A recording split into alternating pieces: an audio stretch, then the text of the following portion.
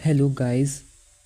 सोचो कभी आपका बीपी अचानक से लो हो जाए, शरीर में पानी की कमी हो जाए, तो क्या होता है हमारे शरीर में। तो हमारे शरीर में एक इमरजेंसी सिस्टम होता है जो एकदम से एक्टिवेट हो जाता है। जी हाँ, आज हम बात करेंगे राज सिस्टम के बारे में।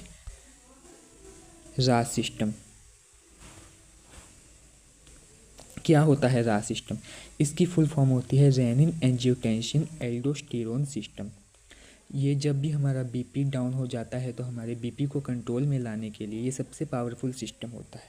अब होता क्या है, मान लो एग्जांपल के लिए किसी का एक्सीडेंट हो जाता है और किसी का ब्लड लॉस बहुत हो जाता है, मतलब बहुत ब्लड बह जाता है। तो अचानक से क्या होगा कि उसका ब्लड वॉल्यूम भी लो हो जाएगा, शरीर में खून की कमी हो जाएगी, जिससे क्या होगा, बीपी डिक्रीज हो जाएगा।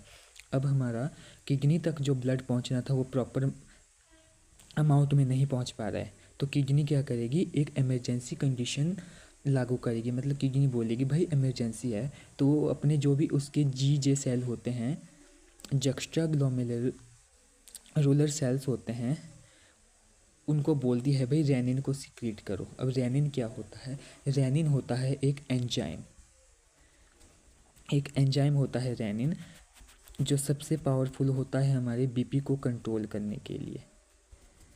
अब हमारा रेनिन हमारा सिक्रेट हो गया इमरजेंसी कंडीशन में। अब आता है हमारे पास लीवर। लीवर क्या करता है? लीवर हमारा एक एंजियोटेंसिनोजन नाम का केमिकल होता है जिसको ब्लड में हर टाइम सिक्रेट करता रहता है। बट जो ये रेनिन है, ये रेनिन हमारा एंजियोटेंसिनोजन को एंजियोटेंसिन 1 में कन्वर्ट कर देता है। ये आती है हमारी इनएक्टिव फॉर्म, ठीक है। अब एंजियोटेंसिन 1 हमारा एंजियोटेंसिन 2 में कन्वर्ट होता है by the help of enzyme ACE. S की फुल फॉर्म होती है एंजियोटेंसिन कन्वर्टिंग एंजाइम। अब ये आता है हमारे पास पावरफुल केमिकल, यही करेगा जो भी करेगा। ये करेगा हमारे पास वैसोकॉन्स्ट्रिक्शन, एल्डोस्टेरोन रिलीज। वैसोकॉन्स्ट्रिक्शन क्या होता है कि जो अभी हमारी वेसल्स है, ब्लड वेसल्स है, उसको नैरो कर देगा। उसके नैरो करने से क्या होगा कि ब्लड का वॉल्यूम एकदम से इंक्रीज होगा, ब्लड का फोर्स इंक्रीज होगा, ओके।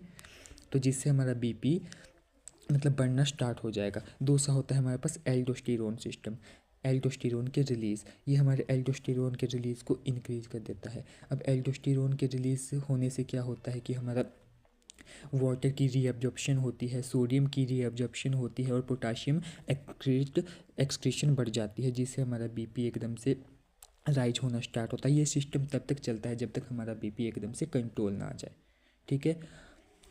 सो ये रहा हमारा रा सिस्टम। ये हमारा सबसे पावरफुल सिस्टम है बीपी को कंट्रोल करने का। और अगर हमारा रा सिस्टम हाइपर एक्टिव हो जाए तो उस केस में हम जो ड्रग देते हैं वो होती है हमारी एनालाप्रिल। और इसकी और भी कैटेगरिया की ड्रग होती है, जैसे एनालाप्रिल हो गया, लिसिनोप्रिल हो गया, ऐसी ऐसी ड्रग्स हम देते हैं, ओके। तो अगर आपको इस राज सिस्टम के नोट्स चाहिए होंगे तो मैं आपको डिस्क्रिप्शन में PDF दे दूँगा। Thank you.